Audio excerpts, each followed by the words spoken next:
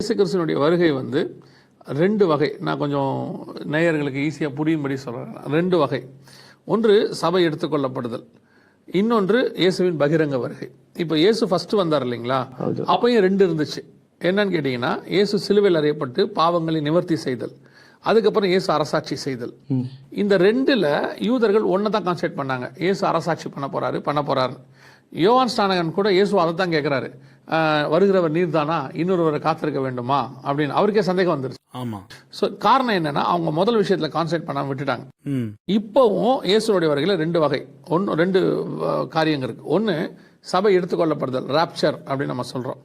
இந்த ராப்சருக்கு அப்புறம் ஒரு 7 வருஷம் உபத்திரவ காலம் இருக்கு. ஒரு உலகமே இது வரைக்கும் பார்க்காத ஒரு டிக்டேட்டர், ஒரு சர்வாதிகாரி வந்து உலகத்தை ஆளுகை செய்வார். பைபிளில் இது இருக்கு.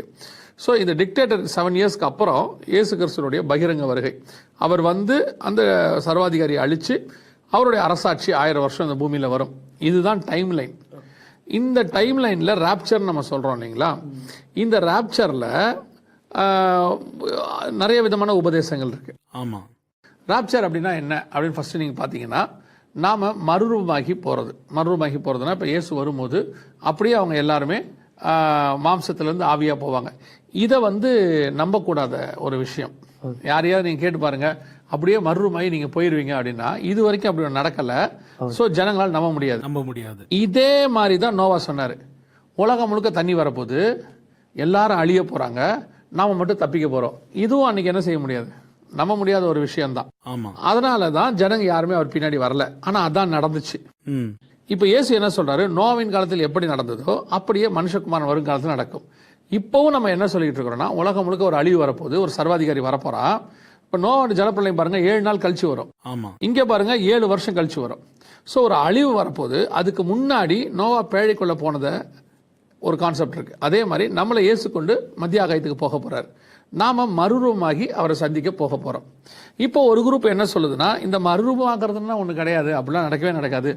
இருக்குன்றதுக்கு அடையாளமா தான் இயேசுவே மறுரூபமாகி காட்டினார். அவரே ஒரு மறுரூபமாகி இப்படிலாம் இருக்கு, நடக்கும்னு சொல்றாரு. ஸோ ஒரு குரூப் இதை நம்பல, இந்த ராப்சரை என்ன செய்யல, அவங்க நம்பல. இதுலயே இன்னொரு குரூப் இருக்காங்க. அவங்க என்ன சொல்றாங்கன்னா, அந்த நம்பாத குரூப், இயேசு 7 வருஷம், அந்த 7 வருஷம் நம்புறாங்க. இயேசு 7 வருஷம் கழிச்சு வருவாரு, பகிரங்கமா வருவார். ஸோ இந்த ராப்சர் அப்படின்னு ஒன்று கிடையாது அப்படின்னு ஒரு குரூப் சொல்கிறாங்க. இதில் இன்னொரு குரூப் இருக்காங்க. அவங்க என்ன சொல்கிறாங்கன்னா, ராப்சர் இருக்கு, ஆனால் முதல்ல வராது, அந்த உபத்திரவ காலத்துக்கு நடுவில் வரும், 3.5 வருஷத்தில் நடுவில் வரும் அப்படின்றாங்க. ஆங்கிலத்தில் இதை என்ன செய்வாங்கன்னு கேட்டிங்கன்னா, pre tribulation, mid tribulation, post tribulation அப்படின்னு சொல்லுவாங்க.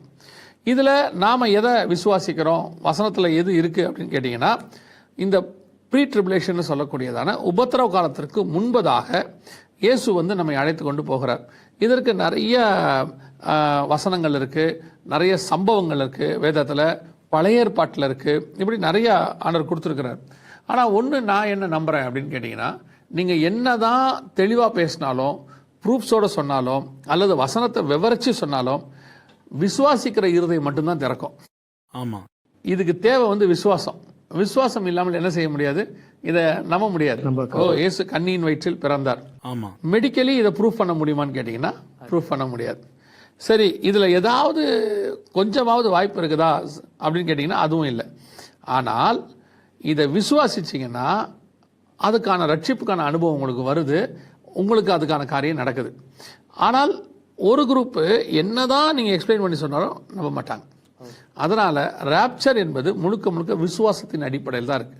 அதனால தான் இயேசு தெளிவாக சொன்னாரு, மனுஷகுமாரன் வரும்போது விசுவாசத்தை காண்பாரோ அப்படின்னு சொன்னார்.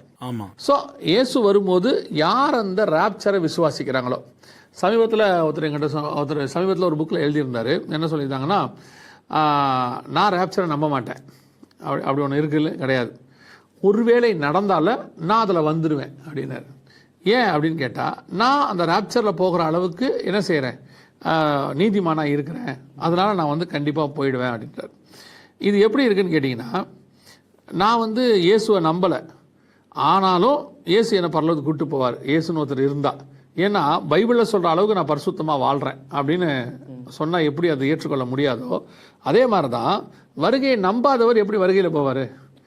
ஸோ நேரலுக்கு நம்ம என்ன சொல்ல வரோம் அப்படின்னா, ராப்சர் அப்படின்னு சொல்லக்கூடியதான சபை எடுத்துக்கொள்ளப்படுதல் 1 தெசலோனிக்கேயர் 4:16-17 இந்த சம்பவம் இருக்குது. ஸோ இது எடுத்துக்கொள்ளப்பட்டு அவருக்கு முன்பாக போய் நம்ம நிற்க போகிறோம், சிங்காசனத்துக்கு முன்பாக. இந்த சம்பவம் உண்டு, இது பைபிளில் தெளிவாக கொடுக்கப்பட்டிருக்கு. இதுக்கு பிறகு 7 வருஷம் உபத்திரவம், மகா உபத்திரவம் ரெண்டும் சேர்ந்து வரும், 3 ஸோ 7 வருஷம்.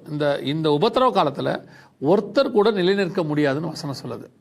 ஒருவரும் நிற்க முடியாது அப்படின்னு இருக்குது. ஒருவரும் தப்பி போகாத காலம் ஒன்று வருகிறது அப்படின்னு இருக்கு.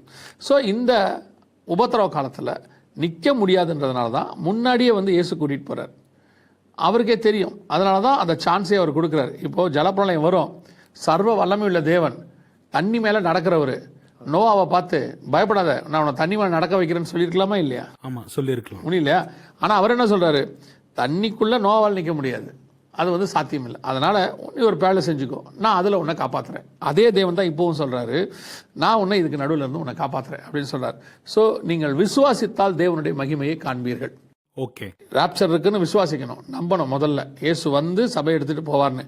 இது முழுக்க முழுக்க பேஸ்ட் ஆன் ஃபெய்த். இது கிரியினால் அல்ல, கர்த்தருடைய கிருபையினாலே நடக்கும். ரொம்ப சந்தோஷம் பிரதர். நம்முடைய நேயர்கள்